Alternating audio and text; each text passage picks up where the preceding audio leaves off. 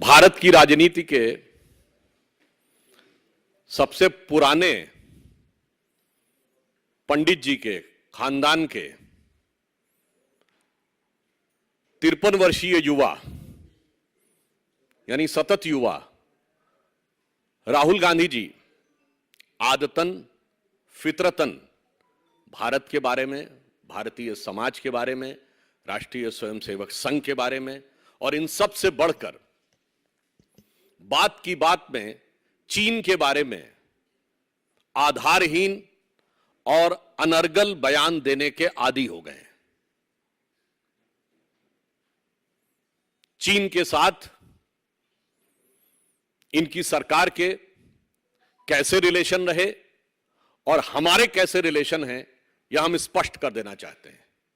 श्री नरेंद्र मोदी जी के नेतृत्व में हमारी सरकार आने के बाद आप जाकर चेक कर सकते हैं, 2020 में बीजिंग के एक थिंक टैंक ने, जो वहां की गवर्नमेंट से रिलेटेड माना जाता है, उसने यह शब्द प्रयोग किया है कि China is passing through its worst diplomatic isolation post Tiananmen square, यानी थियानयान चौक के नरसंहार के बाद के दौर के सबसे बुरे कूटनीतिक अलग थलग पड़ने की स्थिति में चीन है। परंतु, और ये हम नहीं कह रहे हैं, ये वहां के लोग कह रहे हैं, परंतु मुझे समझ में नहीं आता है कि राहुल गांधी जी को बार बार चीन की बातों पर इतना प्यार क्यों उमड़ आता है। ये राजीव गांधी फाउंडेशन को मिले हुए दान का एहसान है या चीन की कम्युनिस्ट पार्टी के साथ हुए करार का इकरार है कि बार बार वो भारत सरकार से तकरार करने को तैयार रहते हैं। वो आकर ये कहते हैं कि लेह में घूमकर कि मुझे लोगों ने बताया अमुक अमुक चीज। ये कौन लोग हैं और कौन बताता है? और मजे की बात यह है कि ये जो लोग हैं ये स्वतः एक्सपोज हो रहा है, क्योंकि चाइनीज कम्युनिस्ट पार्टी के साथ जो उनका एग्रीमेंट हुआ उन्होंने नहीं बताया था, चाइना से फोटो आई थी। डोकलाम के समय इन्होंने चीन के राजदूत के साथ जो खाना खाया था इन्होंने नहीं बताया था, वहां से फोटो आई थी। और आज मैं आपके सामने एक दो और से तथ्य रखना चाहता हूं कि श्री राहुल गांधी जी के परिवार ने डोकलाम युद्ध के समय चीन के राजदूत के साथ खाना ही नहीं खाया था। पंडित जवाहरलाल नेहरू ने अपने समय में चीन की फौज को खाना और रसद भी पहुंचाया था। और यह मैं कोट कर रहा हूं, selected works of Jawaharlal Nehru series 2 volume 18, उसमें नेहरू जी की 21 जून 1952 दिल्ली प्रेस क्लब में हुई प्रेस कॉन्फ्रेंस का जिक्र है। एंड आई कोट, पत्रकार का नेहरू जी से सवाल है कि पंडित जी, क्या भारत ने चीन को चावल की सप्लाई की है? नेहरू जी का उत्तर है, चीन को बहुत अधिक मात्रा में चावल नहीं भेजे गए हैं। स्पेशल केस होने की वजह से हमने कम मात्रा में चावल भेजा है। जैसा कि आप जानते हैं, दुर्गम पहाड़ी इलाका होने की वजह से एक मुश्किल मार्ग है, यहां कोई भी काम आसान नहीं है। आगे सुनिए, लेकिन चीन की जरूरत को देखते हुए हमने बहुत मात्रा में चावल देने पर सहमत हुए हैं। यह चावल चीन की सेना के लिए बहुत जरूरी है और हम उन्हें जिंदा रखने में मदद कर रहे हैं, यद्यपि हम उन्हें तिब्बत के बाहर भी देखना चाहते हैं। Again I am quoting selected words of Jawaharlal Nehru series 2 volume 18। चीन की सेना जब तिब्बत में अत्याचार कर रही थी उस समय, और इसकी मैं बैकग्राउंड भी आपको बता देना चाहता हूं, उस समय जो चीन का नियरेस्ट शहर था, उस जमाने में आज की तरह तिब्बत में जाल नहीं था सड़कों का। चेंगडू से लगभग 2200 किलोमीटर दूर की दूरी थी लासा की, और भारत के तावांग से 240 किलोमीटर। भारत की तरफ से सड़कों की भी स्थिति अच्छी थी, क्योंकि शताब्दियों से व्यापार होता रहा था। वहां रसद पहुंचाना संभव था। चीन की सेना भूखों मरने की स्थिति में थी। तब इन महोदय ने, जानते कितने चावल पहुंचाए थे? जिसको थोड़ा बहुत कर 3,500 टन, 3,500 टन चावल भेज के, और बकौल जवाहरलाल नेहरू वो कह रहे हैं कि उनको जिंदा रखने में मदद करना चाहते थे। इसलिए राहुल गांधी जी, जब आप बोलने की कोशिश करते हैं तो याद रखिए, और मैं देश की युवा पीढ़ी को पुनः याद दिलाना चाहता हूं, आज भी भारत चीन की सीमा के ऊपर जो हमारा पैरामिलिट्री फोर्स है उसका क्या नाम है? Indo Tibetan border police, Bharat Tibbat सीमा पुलिस। क्यों? क्योंकि 1947 में हमारा पड़ोसी चीन नहीं था, पड़ोसी तिब्बत था, इसलिए आज भी उस बॉर्डर फोर्स का नाम है इंडो तिब्बतन बॉर्डर पुलिस। तो मान्यवर, मैं सिर्फ बताना चाहता हूं कि ये उस जमाने में हिंदी चीनी भाई भाई का प्यार था और आज जो है वो इकरार है। तो मैं इस विषय पर जवाब चाहता हूं कि ये साफ करें दो बातें।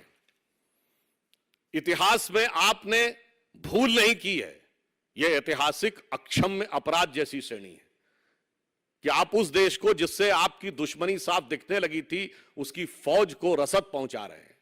दूसरा, आज हम औपचारिक रूप से यह बात कहते हैं देश की जनता की तरफ से कि चाइनीज कम्युनिस्ट पार्टी के साथ हुए अपने करार को कांग्रेस पार्टी सार्वजनिक करे।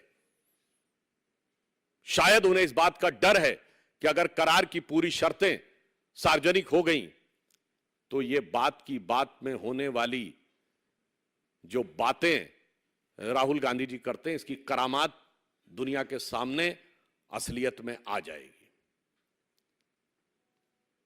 और इसलिए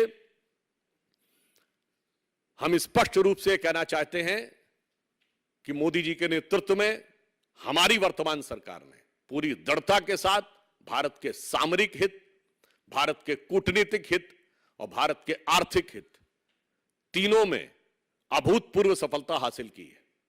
मैं याद दिलाना चाहता हूं, धारा 370 के ऊपर तमाम कोशिशों के बावजूद एक भी कोई प्रस्ताव यूएन में नहीं ला पाया।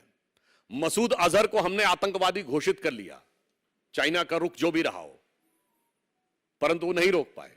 न्यूक्लियर सप्लाई ग्रुप, जिसके के बारे में मनमोहन सिंह जी की सरकार ने भी बहुत प्रयास किया था, हम उसके सदस्य बने, चीन नहीं रोक पाया।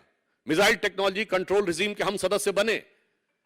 ये उपलब्धियां आपको दिखाई नहीं पड़ती हैं और आज हम पूछना चाहते हैं कि बार बार ये पूछने की जो आपकी फितरत है, इसके पीछे के कारण क्या हैं, यह बात स्पष्ट की जानी चाहिए। दूसरा विषय मैं कहना चाहता हूं, बार बार राहुल गांधी जी कहते हैं कि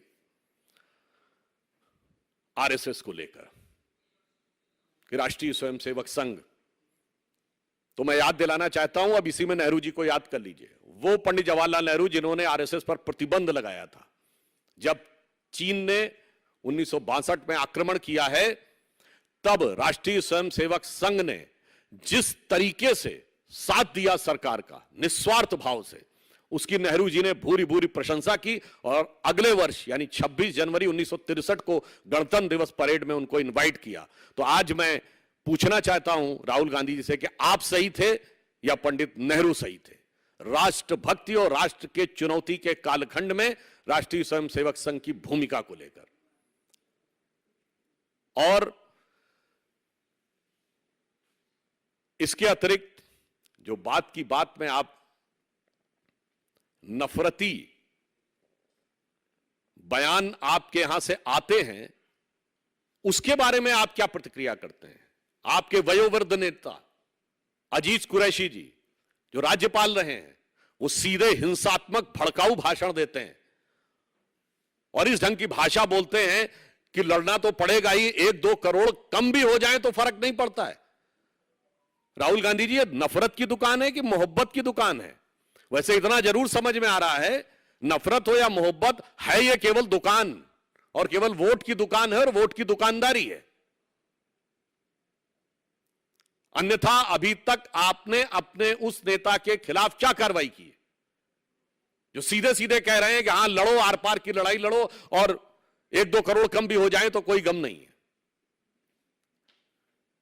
इसलिए हम देश की जनता के सामने वो पुरानी बात भी स्पष्ट करना चाहते हैं और साफ करना चाहते हैं कि हिंदी चीनी भाई भाई के प्यार से लेके कम्युनिस्ट पार्टी के साथ हुए करार तक इतनी गहरे संदेह के बादल हैं कांग्रेस पार्टी के ऊपर और उनकी गतिविधियां, और फिर चाहे ऐसे संस्थानों को समर्थन, जिसमें न्यूज क्लिक जैसे संगठन, जिनके बारे में अमेरिका में भी रिपोर्ट आई कि शंघाई टू शिकागो, वहां से चाइनीज कम्युनिस्ट पार्टी से उनको सपोर्ट मिल रहा था, फंड मिल रहा था, और भारत के विरुद्ध प्रचार करने के लिए, और उसके ऊपर जब कार्रवाई हुई थी तो इन्होंने उनका समर्थन किया था। और पुनः हम इस बात को दोहराते हैं, आग्रहपूर्वक दोहराते हैं कि कांग्रेस पार्टी चीन की कम्युनिस्ट पार्टी के साथ हुए अपने करार को सार्वजनिक करे। क्यों? जब 2009 में, आप लोग जाके चेक कर सकते हैं, जब चीन ने हमारी सेना में अतिक्रमण किया था क्षेत्र में, तो उस समय न सिर्फ विदेश मंत्रालय ने यह बयान दिया था कि यह ओवरप्ले किया जा रहा है, उस समय के पत्रकार पर चंद घंटों में एफआईआर दर्ज हो गई थी। कहां है भाई अभिव्यक्ति की स्वतंत्रता?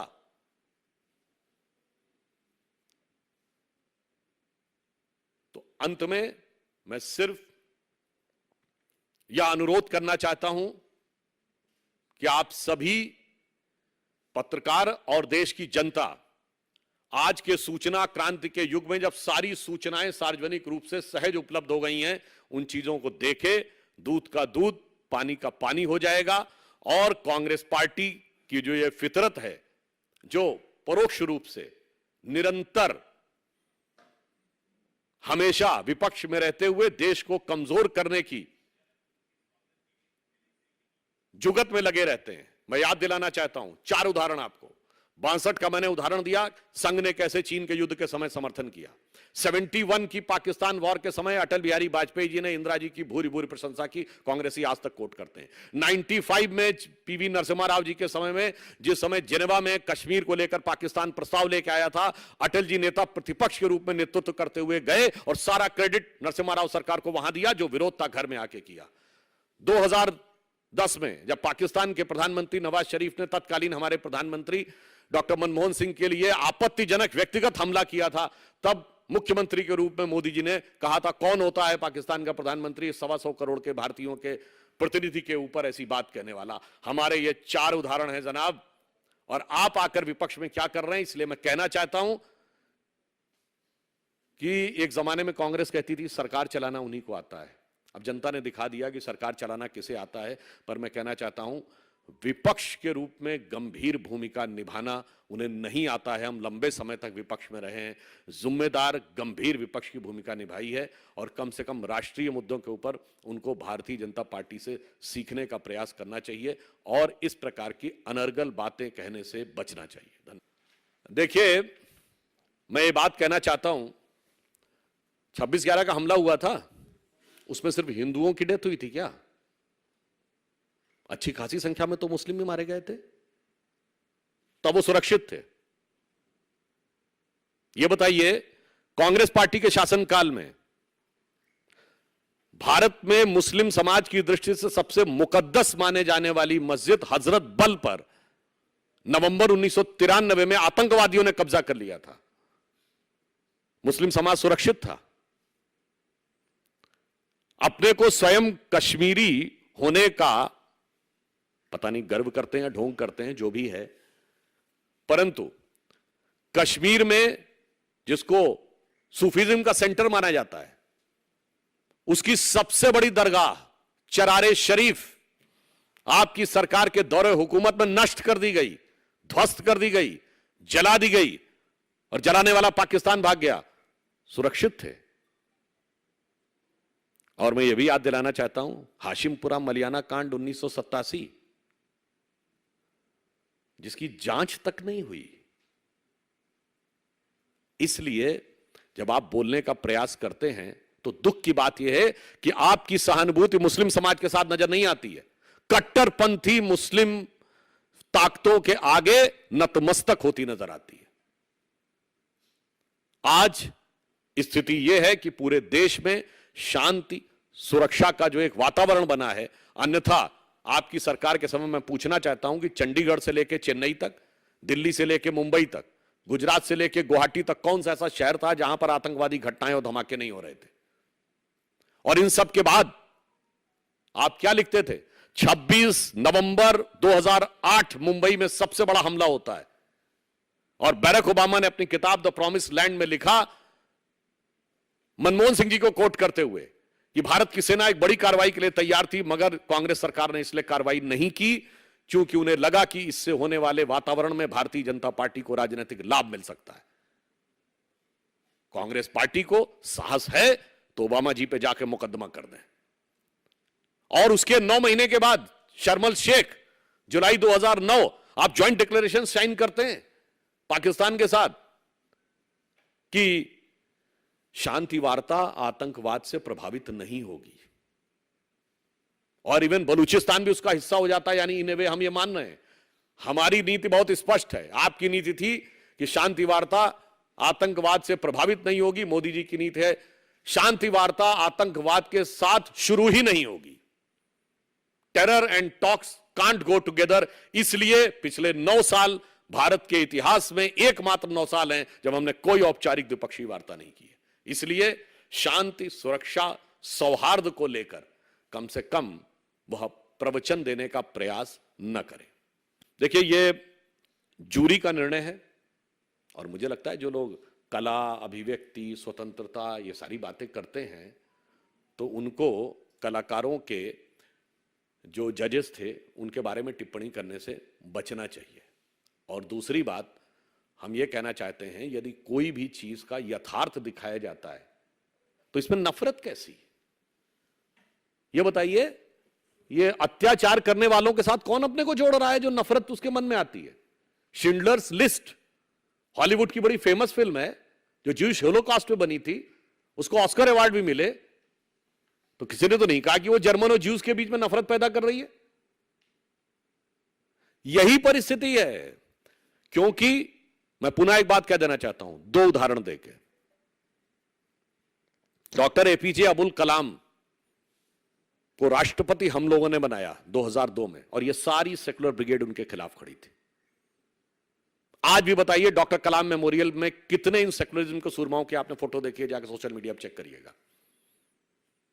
15 अगस्त 47 को पहली शहनाई लाल किले पर उस्ताद बिस्मिल्लाह खान ने बजाई थी, और उन्हें भारत रत्न 2001 में मिला। 50 साल के कांग्रेस के राज में नहीं मिला। इसलिए अच्छा और सच्चा मुसलमान इन्हें अच्छा नहीं लगता है। ये केवल मुस्लिम समाज को अपराधियों और आतंकवादियों से जोड़कर भारत का ही नुकसान नहीं करते हैं, उस समाज का भी नुकसान करते हैं।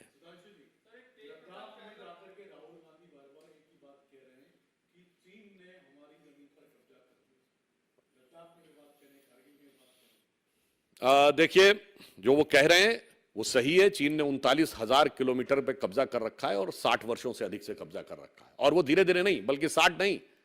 मैं आपको ये भी एक फैक्ट बता दूं, जाके चेक कर लीजिएगा। 6 जून 1957 चाइना का अखबार लिखता है कि उन्होंने सियांग प्रोविंस से लेकर सड़क बना ली है अक्साई चीन तक। फिर 3 फरवरी 1958 भारत का विदेश मंत्रालय उस समय देखता था इसको, विदेश सचिव पत्र लिखता है नेहरू जी को कि हां ये वेरीफाइड है कि सड़क बना ली हमारे इलाके में। 4 फरवरी 1958 नेहरू जी जवाब देते हैं, इसका एमिकेबल सॉल्यूशन निकालेंगे, इनफॉर्मल चैनल से बात करेंगे। तो ये कब्जा उस जमाने में कर लिया था। मैं 62 की बात नहीं कर रहा हूं, 62 से 4 साढ़े 4 साल पहले। उसके बाद 58 में आप चीन को संयुक्त राष्ट्र संघ में लाने की वकालत करते हैं। फिर मार्च 59 में आप दलाई लामा जी को भारत में शरण देते हैं, और अप्रैल 1960 में माओ का भव्य स्वागत होता है, और 5 दिन वो दिल्ली में रहते हैं।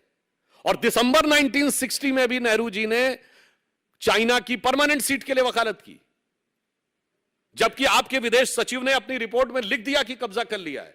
तो इसलिए मैं कह रहा हूं कब्जा है, मगर बकौल नेहरू सरकार के विदेश सचिव के 3 फरवरी 1958 से। मुझे लगता है कि वो बिहार में जिस तरीके की स्थिति है और उनके गठबंधन की जो स्थिति है, तो हो सकता है इस कारण से असंतुलित होकर कोई ऐसा बयान दे दिया हो। तो इसलिए मुझे लगता है उनकी बात को जब उनकी सरकार गंभीरता से नहीं लेती है, तो आप लोगों को भी बहुत गंभीरता से लेने की आवश्यकता नहीं है।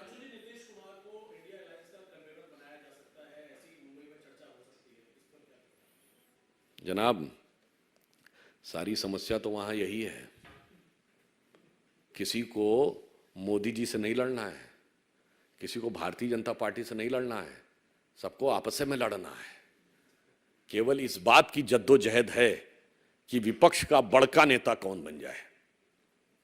भारत का नेता तो बनने की कोई समस्या नहीं है। इसलिए ये पहले तो तथाकथित INDA अलायंस का अंदरूनी मामला है।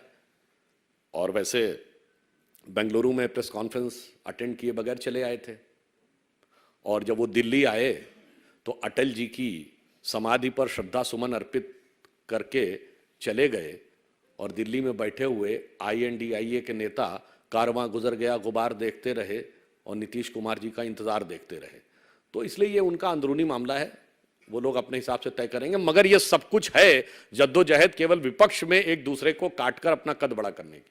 देखिए, वैसे जो INDA के नेता है ना, भिन्न भिन्न पार्टियां, ये पहले जब अलग अलग रहती कहती हमें मिलना है, हमें मिलना है, और जैसे ही नजदीकी आ जाती है तो उनकी तकरार उभर के सामने आती है।